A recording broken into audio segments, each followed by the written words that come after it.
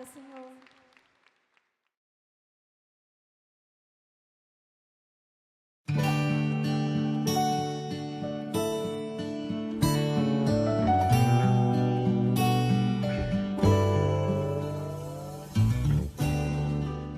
Eu quero falar hoje sobre eternidade, amém? A Bíblia diz assim, em 1 Coríntios capítulo 15, versículo de número 19, se esperamos em Cristo só nesta vida, somos os mais infelizes de todos os homens, amém? Se esperamos em Cristo somente para essa vida, somos os mais infelizes, em outra tradução, os mais miseráveis de todos os homens. Hoje o que eu quero compartilhar com você, a gente está no mês da integridade, eu quero conversar um pouco com vocês sobre a integridade da promessa de Deus. A promessa de Deus, ela não se limita apenas a esse tempo presente, não se limita apenas ao tempo que nós estamos vivendo hoje, porque se nós pensássemos isso, nós poderíamos nos considerar as pessoas mais infelizes do mundo, mas nós temos um destino. A palavra de Deus, ela não é apenas para o tempo presente, mas ela está por toda a eternidade. E eu estava me perguntando, esses dias, né, porque muitas pessoas se desviam, que tipo de crente nós temos formado hoje? Pessoas sem relacionamento algum com Deus, pessoas muitas vezes tão superficiais com a palavra de Deus, porque na verdade são pessoas que estão esperando apenas para o tempo presente, apenas para aquilo que nós estamos vendo, e ainda não entenderam o segredo do Evangelho, ou o que é lindo no Evangelho, que o Evangelho não é apenas para os dias de hoje, o Evangelho é para toda a nossa eternidade. E eu estava pensando um pouco, nós falamos muito pouco sobre o céu, talvez eu contaria nos dedos as vezes que eu preguei sobre o céu, e eu estava refletindo um pouco sobre isso, porque eu falava semana passada que todos nós temos um propósito. O nosso propósito é estabelecer o reino de Deus na terra, mas o nosso destino é chegar no céu. Falamos muito sobre o propósito, mas talvez muito pouco sobre o destino. E talvez você que está aqui hoje, eu perguntaria para você, onde você espera chegar? O que você espera da tua vida? Porque nós somos homens mortais. A gente estava indo para o retiro e eu conversando com um dos pastores nossos, sobrinha dele morreu de quase 2 anos. Estava em casa, de repente deu uma febre, quando chegou no hospital, era pneumonia, a menina faleceu, os pais estavam desesperados. E a gente estava falando sobre a morte, e na hora meu coração doeu, porque quem tem filhos sabe a dor, e imagina a dor que é perder um filho, uma criança. E nós estávamos falando um pouco sobre a morte, e como nós somos homens tão limitados, como nós somos frágeis, você já viu? Como somos frágeis. Nós começamos a refletir um pouco sobre a vida ao qual levamos. E talvez a igreja, meu irmão, ela está talvez preparada e tem o conhecimento de como viver Cristo no presente. Mas a igreja de hoje é uma igreja que perdeu, talvez, o conhecimento do seu destino. Hoje nós somos uma igreja que tem um destino céu, mas pensa muito pouco sobre o céu. Talvez não conheça aonde nós vamos chegar. Talvez nós deixamos de sonhar com aquilo que é eterno. Deixamos de sonhar com aquilo que Deus preparou para nós. Porque pense bem, se nós somos seres eternos, quanto vivemos hoje? 80, 85, 90, 60, alguns são levados antes. Irmão, 100 anos perto da eternidade não é nada. E nós somos uma igreja tão preocupada com o presente, que esqueceu de olhar para o seu destino. Uma igreja que não almeja mais aquilo que é eterno, mas se preocupou com e tem se preocupado com coisas que são transitórias. E aí eu estava me perguntando, e eu estava pensando, sabe? Gente, o que é que fazia aqueles crentes que quando eles eram perseguidos e eles eram jogados para os leões, e estava lá o pai, a mãe, o filho, e de repente aqueles leões famintos no Coliseu de Roma, iam e pegavam e tragavam aquelas crianças. Talvez a criança morria na frente do pai porque era mais frágil, corria menos, Ou o pai se colocava na frente da criança e o leão comia o pai primeiro, depois comia a criança. O desespero de uma família em morrer. Mas a história diz que eles morriam cantando. As pessoas achavam lindo, porque falavam: o que essas pessoas têm? Porque eles morriam cantando. Eles não desistiam da fé por causa disso. Eles não desistiam da fé porque a oração não tinha sido ouvida. Eles não desistiram da sua fé porque Deus não os livrou dos leões. Sabe por quê? Porque o que eles esperavam não era para o tempo presente. Porque se eles esperassem Cristo apenas para o tempo presente, eles seriam mais miseráveis dos homens. Mas eles esperavam uma eternidade. Eles esperavam o céu. Eles esperavam o seu destino. E era lá que eles queriam chegar. Eu me perguntava: Deus, o porquê? O que fazia esses homens? O que fez Daniel não ter medo de ser lançado na cova dos leões? O que fez Daniel não negociar os seus princípios? O que fez, meu irmão? Pedro, um homem que várias vezes, sabe, ele titubeou, escorregou na fé, mas disse que um dia ele entendeu o seu destino. Ele esperava um rei presente, para o tempo presente, um rei que livraria o povo de Israel de Roma. Mas o dia que ele entendeu o seu destino, diz que falaram: vamos crucificar Pedro. Ele falou assim: por favor, eu só quero pedir uma coisa, me crucifica de cabeça para cima não, porque eu não sou digno de morrer como meu mestre. Me crucifica de cabeça para baixo. O que fez Pedro não negociar os princípios? O que fez Pedro não correr? O que fez Pedro não negar? Pedro tinha um destino. Nós precisamos ser uma igreja que sonha com o céu. Eu estava falando com o pastor Danilo sobre isso, num retiro. Ele estava falando que a avó dele, crente há muitos anos, aquelas irmãs do coque, aquela irmã do ciclo de oração, ele falou: minha avó, ela ficou velhinha, tinha 80 e poucos anos, e minha avó já não enxergava mais direito. Então, todo culto, eu ia na casa da minha avó, buscava a minha avó e levava a minha avózinha para a igreja andando, porque ela já não enxergava. Mas, Felipe, sabe o que acontece? Muitas vezes eu atrasava, e quando eu atrasava para buscar minha avó, eu chegava, minha avó já estava na esquina, e ela ia para a igreja, apalpando os muros, ela ia segurando nos muros, mas minha avó não faltava em culto. E eu falava: vó, por que a senhora não me esperou? Porque, filho, você não chegou e eu preciso ir para a casa de Deus. E ia apalpando os muros, as casas, até chegar na igreja. Aí ele falou que um certo dia ela ficou muito doente, e ele foi visitá-la no hospital. Quando ele chegou para visitá-la no hospital, ela falou assim: meu filho, eu estou com medo. Eu estou com medo. Mas da mesma forma que eu sinto medo, eu sinto uma alegria tão grande no meu coração. Eu sinto uma paz tão grande no meu coração, porque eu sei para onde eu estou indo. Alguns meses atrás, Renata teve um sonho. E Renata sonhava que alguém morria muito próximo. E ela começava a chorar de uma tristeza muito grande, aguda no coração. E quando ela chorava de tristeza, disse que o Denis aparecia para ela e falava assim: pastora, por que você está chorando? Eu estou tão alegre, tão feliz. Sabe por quê? Porque eu tenho alegria na salvação. A nossa maior alegria é a alegria da salvação. Não chore, mas se alegre, porque ele está salvo, está no céu. Você entendeu? Você entendeu que nós não estamos buscando coisas, amados, que são transitórias, mas nós buscamos algo muito maior do que isso. E essa integridade da promessa de Deus não é só para hoje, não é só para a minha vida, para os meus filhos, é para a minha família, é para toda a minha eternidade.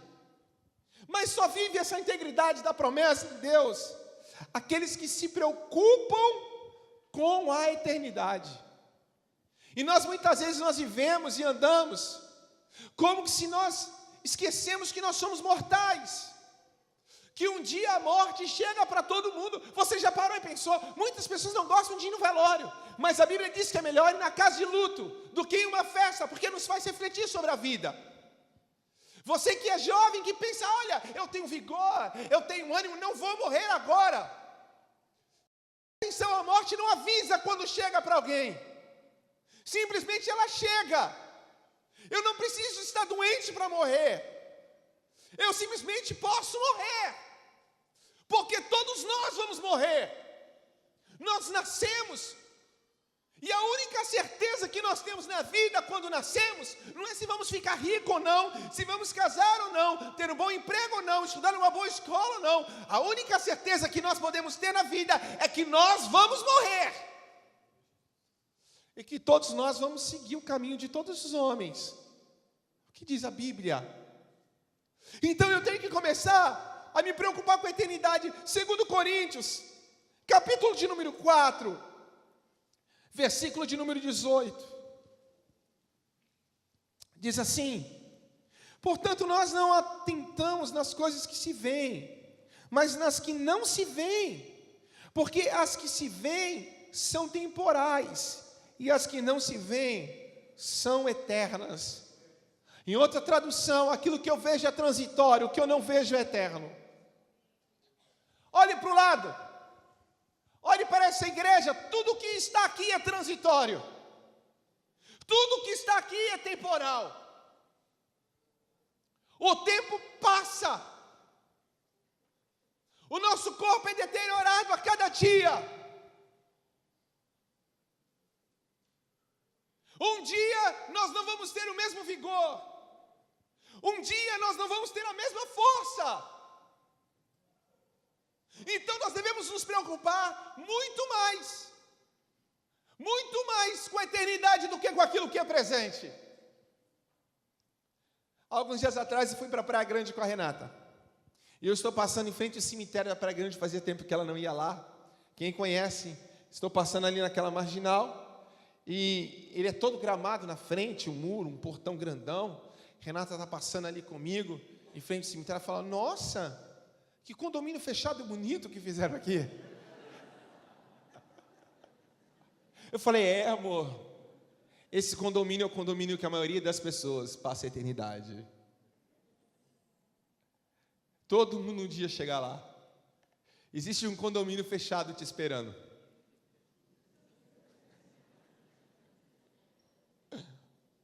Sabe, nós muitas vezes estamos presos àquilo que é temporal. E aí eu me perguntava: mas Senhor, por quê? Por que tantas pessoas deixam Jesus? Ela procura tomar religião para outra, ela vem para cá, não, aqui eu vou ganhar o carro, glória a Deus, não, aqui é a casa, não que Jesus não faça, Jesus faz tudo isso, mas tudo isso é transitório. Olha aqui, você que Deus, quem é que Deus já abriu porta de emprego aqui? Levante a mão. E que depois Deus precisou abrir outra. Porque o emprego que você ganhou, perdeu, e depois Deus deu outro. Quem aqui Jesus já curou e depois ficou doente de novo? Todos aqueles mortos que Jesus ressuscitou, mas depois eles morreram novamente. Porque o que vivemos não é o perfeito, é transitório. Mas aquilo que não vemos é eterno. É eterno. As religiões procuram uma explicação. Todos nós temos uma incógnita: como será após a morte? O que é que nós vamos viver? Uns falam na reencarnação, outros falam em céu, outros falam em inferno. A Bíblia diz que após a morte segue-se o juízo. E após a morte eu vou responder por tudo aquilo que eu fiz em vida. E se eu começar a pensar que eu preciso me preocupar com a minha eternidade, talvez eu vou agir de uma forma diferente como eu ajo hoje. Esses dias eu estava na frente do espelho, irmão, eu estou com ruga. É muito triste. E eu falei, deixa eu ver se é ruga mesmo. E eu, Renatinha, Felipe, tu tá com ruga. Eu falei, é isso mesmo, misericórdia. Eu lembro do tempo ainda que meu rosto era lisinho. Parecia bumbum de neném. Já era. O tempo passa. Aí eu entendo o porquê Paulo fala isso. Por isso, versículo 16 do capítulo 4 de 2 Coríntios. Volte um pouco antes daquilo que lemos. Por isso não desfalecemos, ainda que o nosso homem exterior se corrompa, o interior, contudo, se renova a cada dia. Ele está falando, o homem exterior vai se corromper. Ele vai se corromper. Mas o interior se renova a cada dia, pois a nossa leve e momentânea tribulação produz para nós um peso de glória acima de toda comparação. Um peso de glória eterno acima de toda comparação. Irmão, me explica uma coisa. Como Paulo pode dizer a nossa leve e momentânea tribulação? Alguém já passou por tribulação aqui? Irmão, me diz qual tribulação é leve? Qual o problema é leve e momentâneo? Porque quando tu está no meio da tribulação, parece que não vai acabar. É como uma noite acordado. Não é isso? Você que está na luta, você fala, pastor, tu está tirando uma onda da minha cara, só está falando que a minha tribulação é leve. Mas eu começo a pensar, em que ótica Paulo está falando isso? Paulo, ele está falando assim, olha, a minha leve e momentânea tribulação produz um peso de glória, olha aqui, eterno. Ele está dizendo que a minha tribulação, que o meu problema, a luta que eu estou passando, quando eu coloco ela do lado da eternidade, ela se torna leve, pelo que aquilo que Deus tem para mim. Ela se torna apenas um momento, perto da eternidade, e ela vai produzir um peso para a eternidade. Sabe o que é isso? A eternidade vai ter um peso maior na minha vida. A glória que eu vou viver vai ter um peso maior sobre a minha vida. Ele está dizendo, eu estou caminhando, olhando para o destino, porque o meu destino é maior do que aquilo que eu vivo hoje. É nessa ótica que aqueles cristãos morriam, engolidos pelos leões, queimados no jardim de Nero, porque não olhavam a leve e momentânea tribulação, apesar dela não ser leve, mas se tornava leve, perto do peso da glória que eles viveriam na sua eternidade. Então, se você tiver que se alegrar, se alegre, porque o teu nome está escrito no livro da vida. Se alegre porque você vai morar no céu. Se alegre porque nós vamos juntos nos encontrar com o Cordeiro de Deus. Aí Paulo diz, por isso viver para mim é Cristo, e morrer para mim é lucro, é ganho. Alguém quer morrer? Alguém quer morrer? Paulo está dizendo, o viver para mim é Cristo. Mas o morrer é o meu destino. Eu sonho com o meu destino. Eu quero encontrar Cristo. Esses dias, estava conversando com um pastor e ele foi fazer uma visita na casa de uma irmã da igreja e ela estava com câncer terminal. E ele chegou lá e falou assim, olha, eu não vim orar para Jesus te curar. Nós já oramos para Jesus te curar. Jesus não te curou. Eu vim aqui te perguntar se você está preparada para ir morar no céu.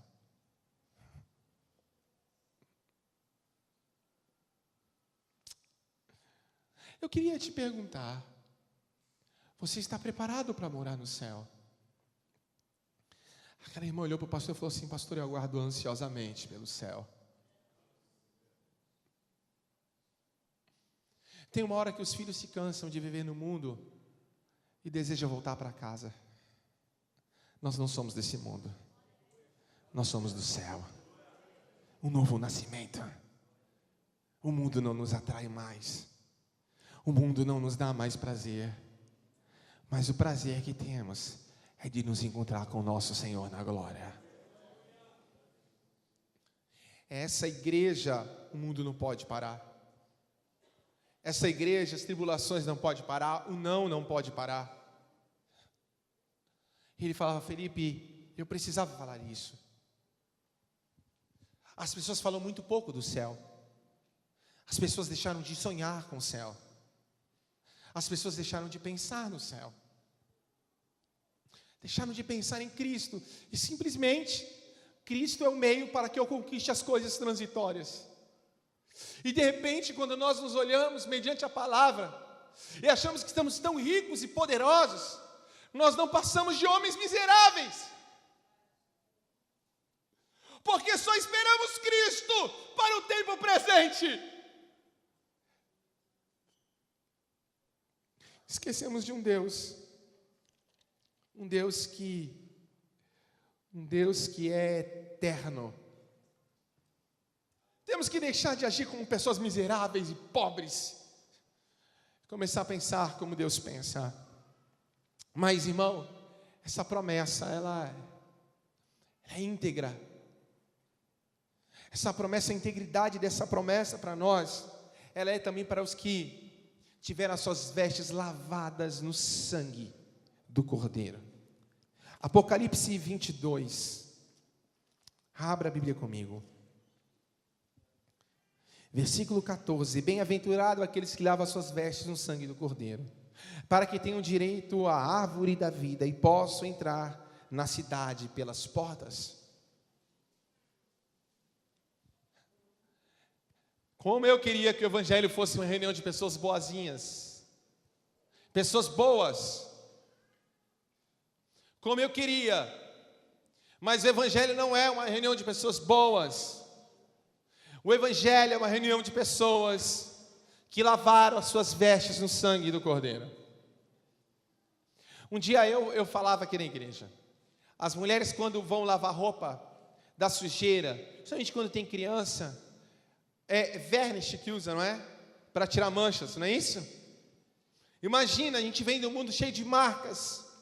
Nós chegamos no mundo, meu irmão, todo sujo. Porque eu conheço você pelo domingo à noite. E domingo à noite a gente passa uma maquiagem legal, corta o cabelo, faz escova, faz chapinha, escova o dente, né? Põe uma roupa bonita, mas nós não somos isso. Deus sabe o que passa no nosso coração. Deus sabe a sujeira e a iniquidade que há no nosso coração. Por isso Davi dizia: Senhor, me limpa, me perdoa, me lava, Senhor, me lava com isopo. Sabe o que é isso, meu irmão? Temos que ser lavados no sangue de Jesus.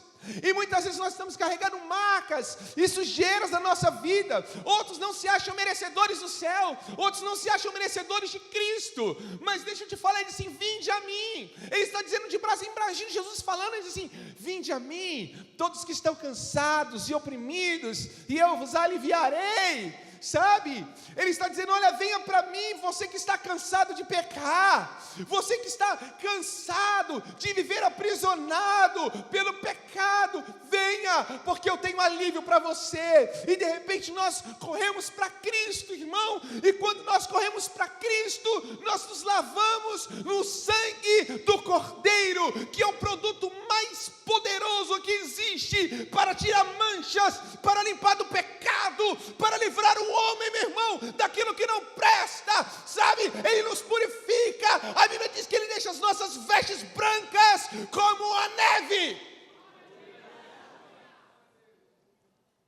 E aí vem o diabo nos acusar. E a Bíblia diz que não existe acusação, não existe condenação para aqueles que estão em Cristo Jesus.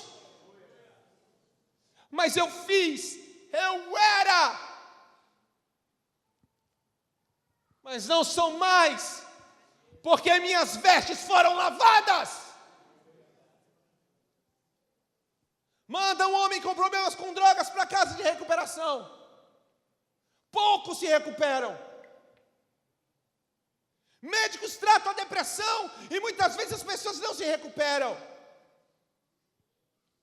Mas quando nós passamos pelo médico dos médicos, quando nós nos lavamos no sangue de Jesus, aleluia, no sangue de Jesus.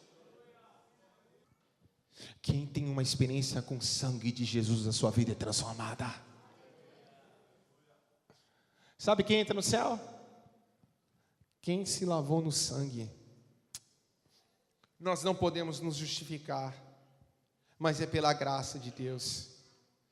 Ele é o capitão da nossa salvação. Eu quero que você entenda uma coisa. Um dia em que o Senhor nos chamar, a Bíblia diz que o Senhor é como um capitão da nossa salvação e Ele passa em revista. Sabe como é que passa em revista no exército? Coloca todo mundo em posição. Vem o capitão, deixa eu ver como é que está a tua farda, se está limpa, suja, amassada. Ó, volta lá e troca. O Senhor vai olhar para nós e vai falar, deixa eu ver se existe sujeira. Volta lá. Se banhe no sangue. Se banhe no sangue. Sabe qual é o problema, meu irmão? Nós pensamos que porque aceitamos Jesus, estamos limpos por completo. E não precisamos mais permitir com que Cristo lave os nossos pés. Mas se você não permitir que Cristo lave os seus pés, você não tem parte com Ele.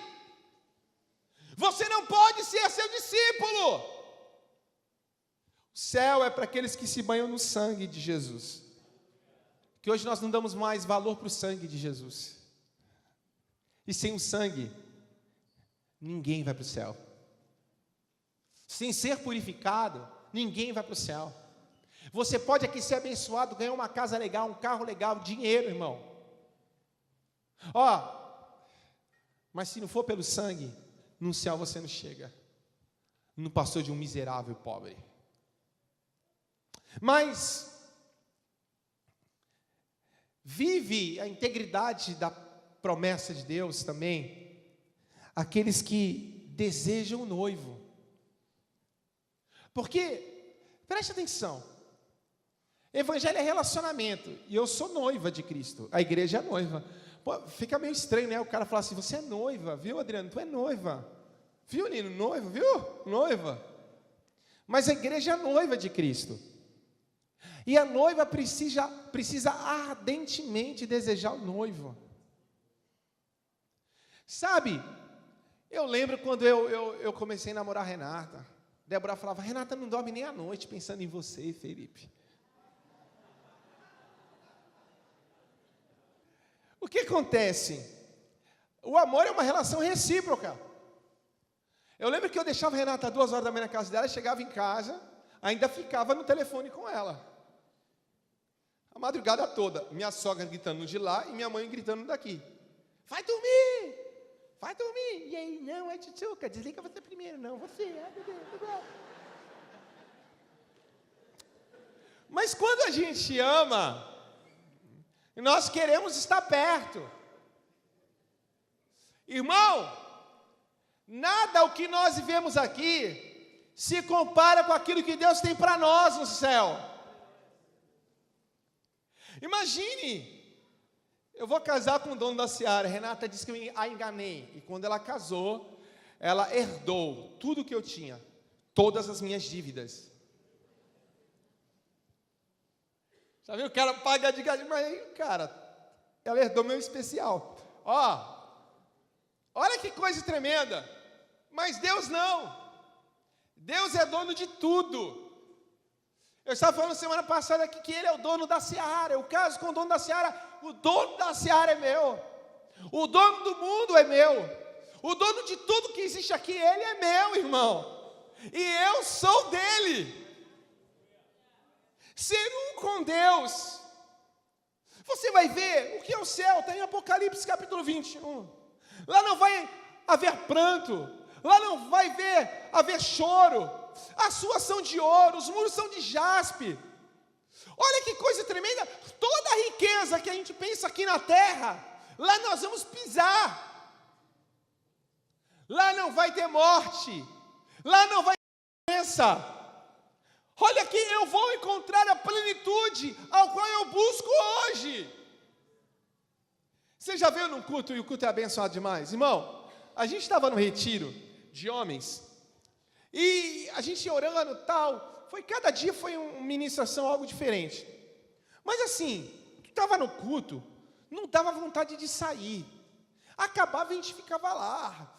Pô, aquela alegria que dá vontade de tu pular. Já viu num culto que tu sente a presença de Deus? Você não vê. Sabe por que você não vê? Porque a presença de Deus, ela não é transitória. A presença de Deus é eterna. E de repente você consegue sentir aquela alegria no coração. É uma paz, é uma vontade de correr, é uma vontade de pular. Aí um ri, o outro chora, né? Um dobra o joelho, ontem eu estava falando com o pastor Rogério pregando. Ele estava falando uma sobrinha dele, de 15 anos, eu acho, 15 anos, estava em depressão. Em depressão, pai e mãe preocupados, não sabem o que fazer. Pegava essa menina chorando no quarto, em casa, levou em psicólogo, daí ela foi na igreja. E ela aceitou Jesus. Depois que ela aceitou Jesus, a mãe aceitou Jesus, o pai aceitou Jesus. Aí um dia essa menina está no culto, e o Espírito Santo de Deus, irmão, porque é o seguinte: se o nosso propósito é trazer o reino de Deus sobre a terra, nós podemos trazer o céu sobre a terra, a glória do céu, a alegria do céu. Ainda, irmão, que isso não seja de uma forma plena ou perfeita, como será no céu. E de repente essa menina estava na igreja, ela começou a chorar. A mãe preocupada: meu Deus do céu, minha filha está chorando, é depressão de novo. A irmã falou assim: querida, fica tranquila. Por quê? Porque o choro aqui é diferente. A gente aqui não chora por tristeza, nós choramos aqui por alegria. Sabe? A presença de Deus. E é isso que nós buscamos, porque quando o homem pecou, o homem se afastou de Deus. E nós podemos fazer a escolha de viver pensando no hoje, no presente, ou de semear para a minha eternidade. Encontrar aquilo que almeja o meu coração, que nós perdemos lá no Éden. Deus tem um plano para nós de restauração, de restituição, sabe? As pessoas trocam de religião para ver quem pode oferecer mais. Aqui oferece mais, eu venho para cá. Não, aqui oferece mais, eu vou para lá. Irmão, não se preocupe com as coisas transitórias. Se preocupe com aquilo que é eterno. Porque ainda que o nosso homem exterior se corrompa, o interior se renova a cada dia, produzindo em nós um peso de glória para a tua eternidade. E de repente está aqui e fala: Jesus, eu quero te ver. Senhor, onde o Senhor está? Eu quero estar aqui. Sabe? Muito legal, você está no culto, não precisa forçar. Não, estou aqui, Senhor, eu vou sentar aqui, eu quero ouvir tua voz. O louvor começa a ministrar, a gente traz o céu, porque Deus habita no meio dos louvores. Aí Deus se senta e ela fala: é aqui que eu quero estar. É aqui que eu quero estar. Aí a gente começa a cantar: uma coisa vou pedir, que eu quero, como é que é? Que eu, nesse lugar, todos os dias da minha vida. Irmão, para que eu vou embora? Só que a eternidade é maior do que isso. Aqueles que desejam o noivo. Talvez você entrou aqui desejando: hoje eu vou ganhar uma vitória financeira. Irmão, bênção. Você pode desejar vitória financeira, mas o teu desejo pelo noivo tem que ser maior. Se você desejar o noivo, você tem tudo.